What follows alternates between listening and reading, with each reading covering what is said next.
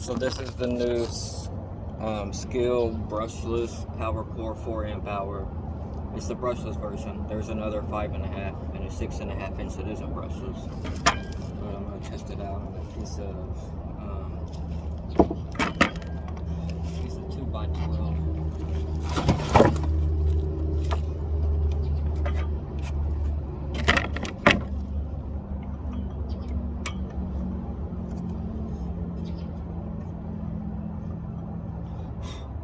You can set the depth just with this lever. You lift up and lock.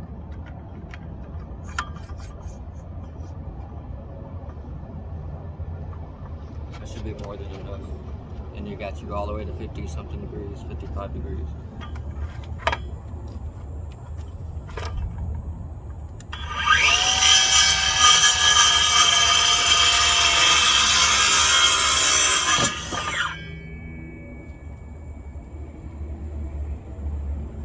Yeah, that was a good one.